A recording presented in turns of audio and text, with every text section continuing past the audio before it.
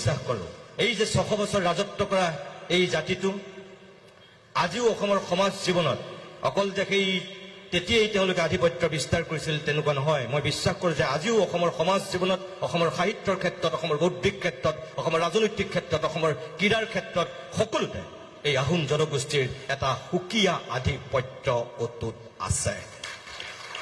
আমি যদি চাওঁ তেনেহ'লে দেখিম যে ৰাজনৈতিক ক্ষেত্ৰত যেনেকৈ তৰুণ গগৈ ডাঙৰীয়াই সৰ্বাধিক সময়ৰ অসমৰ মুখ্যমন্ত্ৰীৰ আসন অলংকৃত কৰা অভিলেখ সৃষ্টি কৰি থৈ গৈছে, তেনেকৈ অসমৰ প্ৰথমখন বিশ্ববিদ্যালয়ৰ প্ৰথমগৰাকী উপাচাৰ্য এই জনগোষ্ঠীটোৰেই কৃষ্ণকান্ত সন্দিকৈয়ে শুৱনি কৰিছিল। ঠিক একেধৰণে অসম সাহিত্য সভাৰ প্ৰথমগৰাকী সভাপতি পদ্মনাথ গোহাঁই বৰুৱাও এই জনগোষ্ঠীটোৰেই অন্যতম উত্তৰসূৰী আছিল। ঠিক একেধৰণে এতিয়াও সৌ সিদিনাখনলৈকে অসমৰ বৌদ্ধিক জগতত এটা সুকীয়া আসন অধিকাৰ কৰি অসমৰ সংবাদ আৰু সাহিত্যৰ ক্ষেত্ৰখনক এটা সুকীয়া মাত্ৰা প্ৰদান কৰা মোৰ যিগৰাকী আদৰ্শ ব্যক্তি, যাক মই দ্বিতীয় দেউতা বুলি গণ্য কৰোঁ, হোমেন বৰগোহাঁই ছাৰ।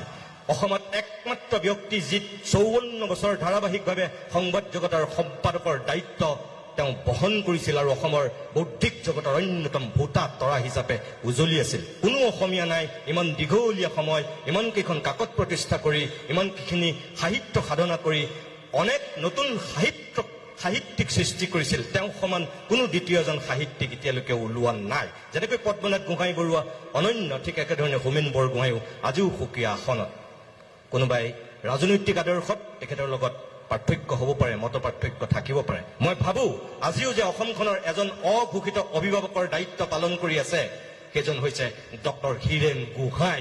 সেইজনো হৈছে এই আহোম জনগোষ্ঠীৰ অন্যতম এগৰাকী পণ্ডিত, যিজন পণ্ডিতৰ অনবদ্য অৱদান তেওঁ ৰাজনৈতিক দৰ্শনটোৰ লগত পবিত্ৰ মাৰ্ঘৰিটা ডাঙৰীয়া আছে, যোগেন মোহন ডাঙৰীয়া আছে, বা আন কোনোবা কংগ্ৰেছ, ৰাইজৰ দল, অসম জাতীয় পৰিষদ, অগপ এনেকুৱা ৰাজনৈতিক নেতাবিলাকৰ মতাদৰ্শৰ পাৰ্থক্য থাকিব পাৰে, কিন্তু যিটো বৌদ্ধিক আধিপত্য কেম্ব্ৰিজৰ পৰা ডক্টৰেট ডিগ্ৰী লোৱা এই মিল্টনক লৈ যিখিনি তেখেতে তেতিয়াই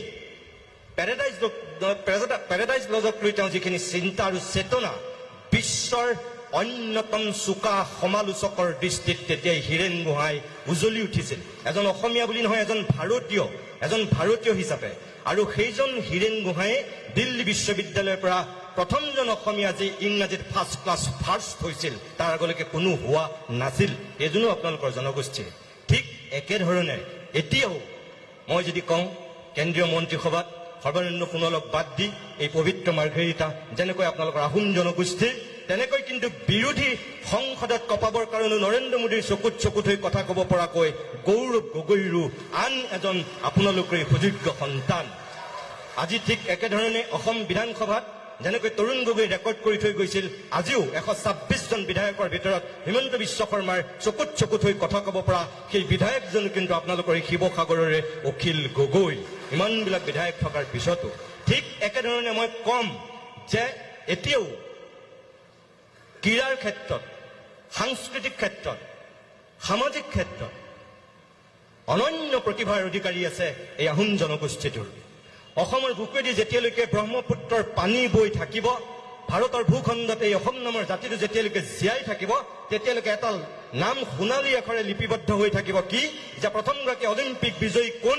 লাভলীনা বৰগোহাঁই, এগৰাকী উদীয়মান অসম সন্তান।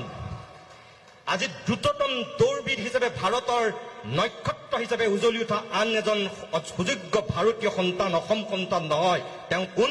আহোম জনগোষ্ঠীৰে অম্লান বৰগোহাঁই। এনেকৈ এতিয়াও এই জনগোষ্ঠীটোৰ বহুত প্ৰতিভা আছে।